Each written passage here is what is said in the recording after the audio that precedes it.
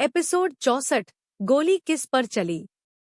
हाँ, यही है हमारी खूबसूरत विलेन रिया मेहरा। डायरेक्टर नकुल शाह आते हुए कहते हैं, पर सर ये don't worry, it's not her dress but her expression which make her exception.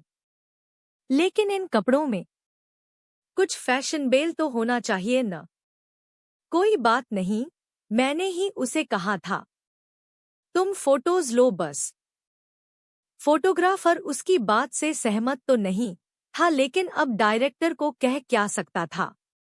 Aaradhya अपनी जगह पर खड़ी हो जाती है। एक लड़का जाकर के लाइट्स को सही से एडजस्ट करता है। Miss Aaradhya, are you ready? Aaradhya उसे हाथों से ही इशारा करके डन कहती है। तभी नकुल फोटोग्राफर को आराध्या की आंखों पर फोकस करने के लिए कहता है। वह आराध्या को देखकर आवाज देते हुए कहता है, आराध्या, अपने एक्सप्रेशन सॉफ्ट रखो जैसे तुम अपने खोए हुए प्यार को देख रही हो। उसकी बातों को सुनकर आराध्या अपनी आंखें बंद करके खोलती है। उसकी आंखों में उसके इमोशन साफ तौर पर जाहिर हो रहे थे। उसके चेहरे पर एक प्यारी सी मुस्कान जरूर थी, लेकिन साथ ही उसकी आंखों में अथाह उदासी भी थी। एक पल के लिए तो वो फोटोग्राफर भी उसके एक्सप्रेशन देखकर हैरान था। परफेक्ट, नेक्स्ट शॉट कहकर वह अलग अलग एक्सप्रेशन में कुछ फोटो उन्हें देती है, जिसके बाद ग्रुप फोटो की बारी आती है। फिल्म में इम्पोर्टेंट रोल के हिसाब से सब खड़े होने वाले थे, जिसमें विहान के एक साइड आराध्या तो दूसरी तरफ उपासना खड़ी हुई थी। विहान के चेहरे पर एक फ्लर्ट भरी स्माइल थी।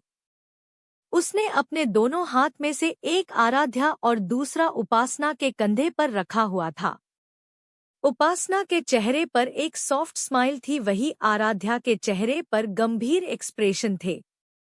फिल्म की स्क्रिप्ट के हिसाब से उन लोगों ने फोटो क्लिक करवाए हुए थे, जिसके बाद डायरेक्टर शाह सबको एक हफ्ते बाद फिल्म की शूटिंग के लिए शिमला चलने के लिए कहते हैं। आराध्या भी अपना काम खत्म करने के बाद जैनी के साथ स्टूडियो के बाहर आ जाती है।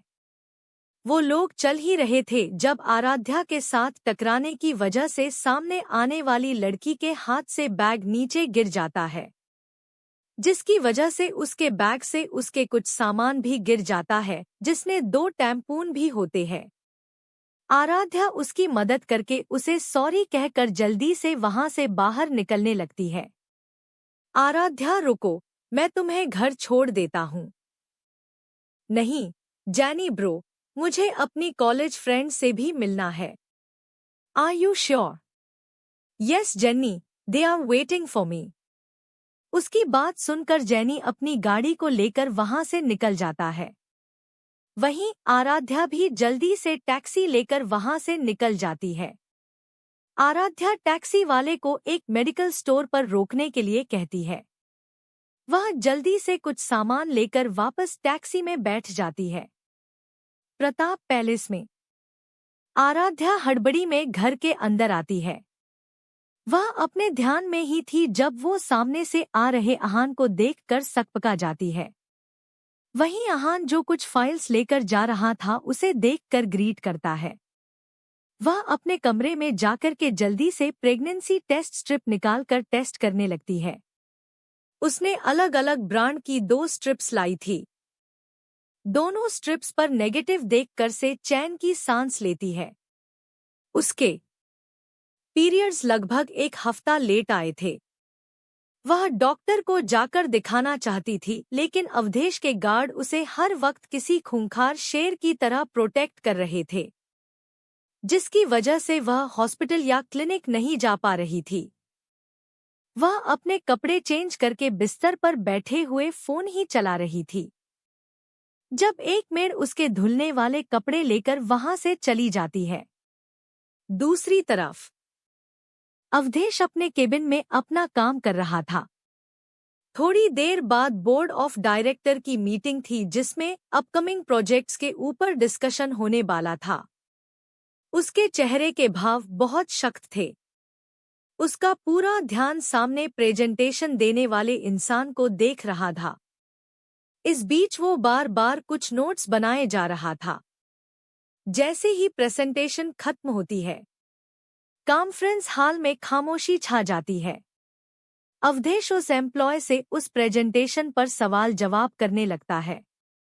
कुछ ही देर में वो लड़का पसीने से भरने लगता है। तभी अवधेश उससे सवाल पूछता है, तुम किसके लिए काम करते हो? सर, आपके लिए करता हूँ। तो वफादार भी मेरे लिए होना चाहिए था ना?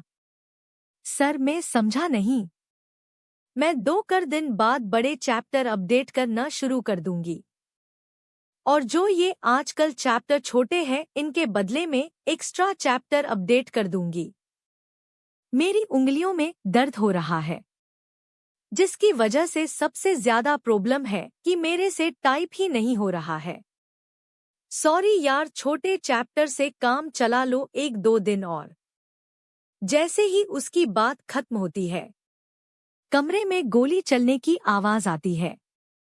या मैं तुम्हें मार देता हूँ, या फिर क्या? या तो खुद को मार दो या फिर। वह एमोलॉय खामोश रहता है, लेकिन तभी अवधेश उसे उसकी सजा चुनने के लिए कहता है। 1 करोड़ या 2 करोड़ में। Episode 65, pregnant.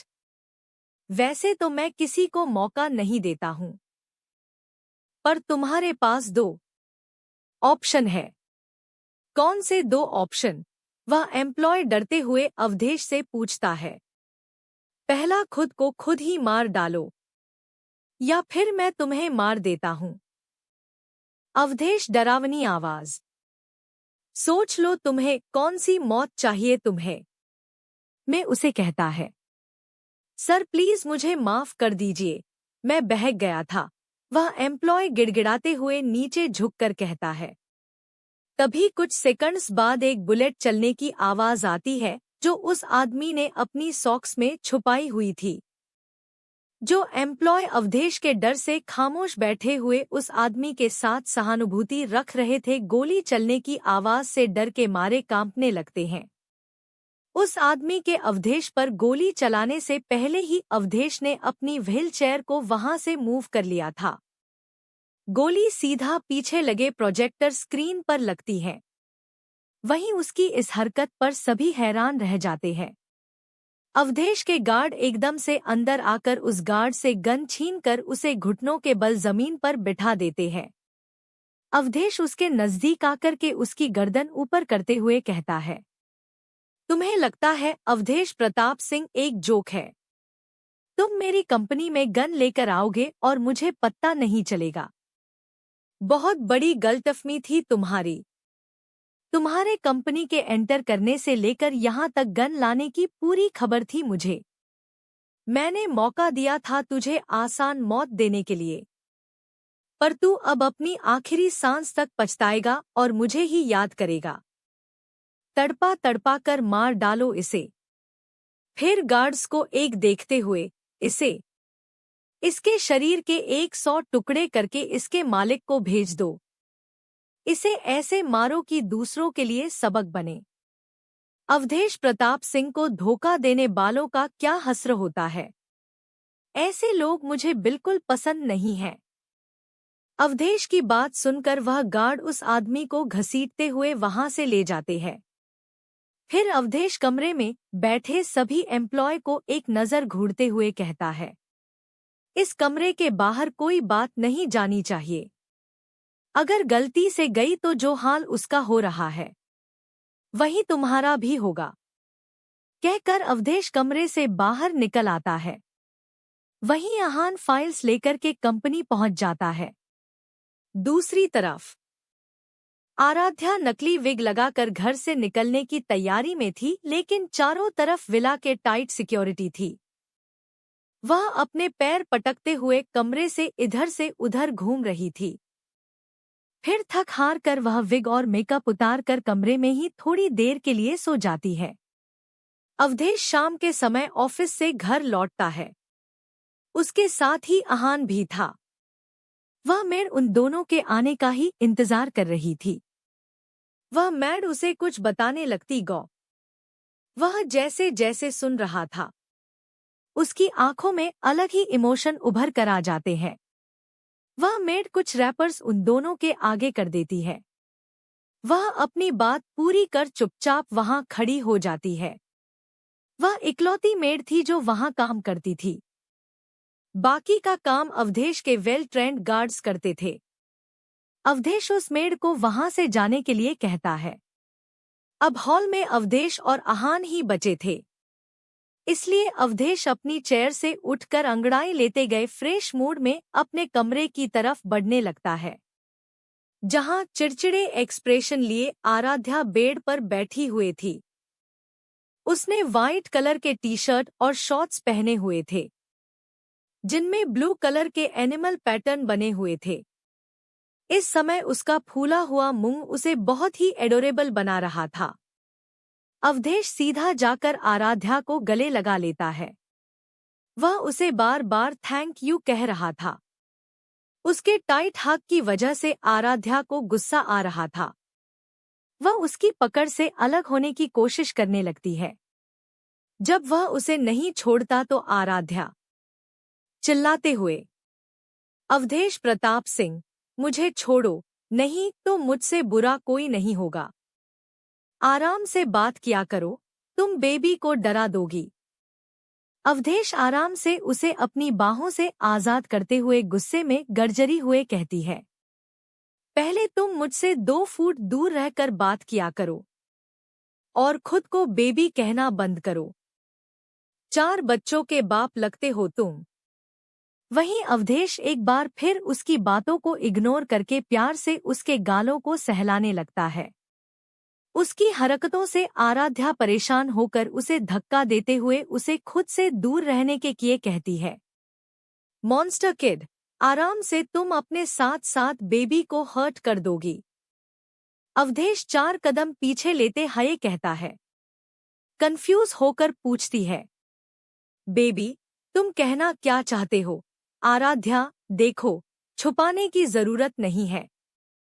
हम जानते हैं तुम प्रेग्नेंट हो और अभी तुम्हारे शायद मूड स्विंग हो रहे हैं, इसलिए तुम इतनी चिड़चिड़ी हो रही हो। आहान जो गुड न्यूज सुनने के चक्कर में वहां आया था, आराध्या का कंफ्यूजन दूर करते हुए कहता है। आराध्या उन दोनों की बात सुनकर उन दोनों को घूरते हुए पूछती है, तुम दोनों को किसने ये कह दिया कि मैं प्रेग्नेंट हूं? अगर तुम प्रेग्नेंट नहीं हो तो 1.5 महीने से तुम्हारे पीरियड क्यों नहीं आए हैं? इसका साफ मतलब आज तुम मां बनने वाली हो। और आज तो काम वाली बाई को हमारे कमरे से ये मिला। कहते हुए अवधेश 2 प्रेगनेंसी किट के रैपर्स पड़े हुए थे, जिन्हें देखकर आराध्य की त्योरियां चढ़ जाती है। वह उन रैपर्स को एक तक घूरने लग जाती है। इनके यहाँ होने से ये साबित नहीं होता कि प्रेग्नेंट हूँ, और मैं सच में प्रेग्नेंट नहीं हूँ। और यही सच है। हाँ, मैंने टेस्ट लिया था और आप दोनों की जानकारी के लिए बता दूं, वो नेगेटिव आया है। हो सकता है ये दोनों स्ट्रिप्स ही खराब हो। फिर आराध्या की बात सुनकर अवधेश बिना किसी इमोशन के आहान की तरफ मुड़कर, अभी जाकर बाजार से हर तरह की प्रेगनेंसी टेस्टिंग किट लेकर आओ। एपिसोड 66, दादी पहुंची अवधेश के मेंशन। क्या नया तूफान लाएगी दादी वहां? अवधेश के कहने पर आहान बाजार जाने के लिए निकल जाता है। जब वह 1 घंटे बाद घर लौटता है तो उसके हाथ में अलग अलग ब्रांड के तकरीबन 50 से अधिक प्रेगनेंसी किट थी। अवधेश उन्हें शक भरी निगाहों से देखकर आहान से पूछता है, क्या तुम्हें पक्का यकीन है ये खराब नहीं है? भाई, मान लो इनमें से 1-2 खराब भी हो सकती है, पर सभी तो नहीं हो सकती है ना। अवधेश उसे घूरते हुए अपने कमरे की तरफ बढ़ता है, जहां आराध्या के सामने banana shake, orange juice, mango shake, lemon juice रखा हुआ था। क्या हुआ, तुम्हें ये पसंद नहीं है तो मैं दूसरा मंगवा देता हूँ। आराध्या को यूं उन गिलासों को घूरते देखकर अवधेश, क्या मैंने आपसे इनमें कुछ मंगवाया था? मैं कितनी बार कहूं मैं प्रेग्नेंट हूं? मुझे कोई क्रेविंग नहीं हो रही है, आराध्या चिल्लाते हुए कहती है, जिस पर वह उन्हीं सब प्रेगनेंसी किट को उसके सामने रखते हुए, वो किट खराब भी तो हो सकती है ना, तुम इन पर ट्राई करो। आराध्या उसे घूरते हुए देखने लगती है, जिस पर अवधेश उसे जबरदस्ती बाथरूम में भेज देता है। अगर तुम्हें कोई मदद चाहिए तो तुम मुझे बता सकती हो। ओ गॉड, आपने मुझे किस पागल आदमी के पास भेज दिया? अगर किसी और की बॉडी में मुझे भेजना था तो कम से कम इंसान तो अच्छा भेजते। इंसान की खाल में भेड़िया भेज दिया, ऊपर से इसके दिमाग का ऊपरी माला पूरा खाली है। जो मन में आए वो बोलता है। कब मुझे इस जेल और जेलर से छुटकारा मिलेगा? तकरीबन 10 मिनट बाद आराध्या बाहर निकलती है। उसने एक ट्रे में स्ट्रिप्स रखी हुई थी। अवधेश एक नज़र उन सब को देखता है, फिर इंटरनेट पर सर्च करके उनके बारे में देखता है। वह एक एक स्ट्रिप चेक करके देखता है, पर सभी नेगेटिव ही दिखा रही थी। सब ब्रांड ही घटिया है, इसमें 100% श्योर नहीं हो सकते हैं। तुम हॉस्पिटल चलो। आराध्या उसे ऐसे देखने लगती है जैसे वो अपने सामने किसी घोस्ट को देख रही हो। ऐसे क्या देख रही हो, चलो भी अब, कहकर वह उसे हॉस्पिटल ले जाने लगता है। उसकी बात सुनकर अवधेश उसे एक नज़र देखता है, जिसने रिप्ड जीन्स पहनी हुई थी, ऊपर एक ढीली ढाली टी शर्ट थी। तुम अच्छी लग रही हो, अब चलो, कहकर वो लगभग उसे घसीटते हुए ही ले जाने लगता है। आराध्या बड़ी मुश्किल से 2 मास्क लेकर उसके साथ चल पड़ती है। वही आहान जो कंफ्यूजन से उन दोनों को जाते देख रहा था, आवाज डालते हुए कहता है, भाई, व्हील चेयर, कहकर अवधेश अपनी व्हील चेयर पर बैठ जाता है। ओह हाँ, आहान उसकी चेयर को पकड़ लेता है। क्लिनिक ले चलो। ये क्लिनिक शौर्य का पर्सनल क्लिनिक था, जिसके बारे में गिने चुने लोगों को पता था। कहने के लिए ये क्लिनिक था, लेकिन असल में ये एक रिसर्च लेबोरेटरी थी, जहां पर अलग अलग शोध कार्य चल रहे थे। अवधेश जैसे ही वहां पहुंचता है, एक स्कैनर उसकी आंखों को स्कैन करता है, जिसके बाद एक डोर खुलता है। वहां पर मास्क लगाए हुए कुछ डॉक्टर्स की टीम थी। एक प्रोहिबिटेड एरिया था जहां पर कुछ सीनियर डॉक्टर्स के अलावा कोई नहीं जा सकता था। आराध्या आश्चर्य से हर जगह देख रही थी। हम यहाँ क्यों आए हैं? तुम्हारा तो अपना हॉस्पिटल है ना? वो हॉस्पिटल हमारा फैमिली हॉस्पिटल है, और ये जगह भाई ने शौर्य को गिफ्ट की थी उसके रिसर्च के लिए, आहान उसे बताता है। वो लोग जब एक केबिन के सामने रुकते हैं, जहां पर शौर्य उनका वेट कर रहा था, जैसे ही आहान दरवाजा खोलता है, अब क्या किया तुम दोनों ने, जो इतनी अर्जेंटल मुझे यहाँ बुलाया है? शौर्य उन दोनों को घूरते हुए कहता है, ये प्रेग्नेंट है। मैं प्रेग्नेंट नहीं हूं, इसे कुछ नहीं पता है। तुम इसके टेस्ट करो। हमने 50 से अधिक प्रेगनेंसी टेस्ट कर लिए हैं, सबके रिजल्ट नेगेटिव आए हैं, पर पता नहीं इन्होंने क्या गलतफहमी पाल रखी है, और ये आहान भी इनका ही साथ दे रहा है। मुझे लगता है तुम सब में सब पागल हो गया हो। आराध्या पूरी फ्रस्ट्रेशन शौर्य पर उतार कर गहरी सांस लेती है। वहीं शौर्य, जो बिना बात के सब सुन रहा था, उसकी तरफ पानी का गिलास बढ़ाते हुए कहता है, पहले तो तुम दोनों बहस बंद करो, और मैं गायनिक नहीं सर्जन हूँ। प्रेगनेंसी चेकअप के लिए तुम दोनों को हॉस्पिटल जाना चाहिए, न कि यहाँ पर आना चाहिए था। तुम्हें जो काम कहा है वो करो, फालतू में बकवास मत करो, नहीं तो मैं क्लिनिक की फंडिंग रुकवा दूंगा। अवधेश एनोए होकर उसे धमकी देते हुए कहता है।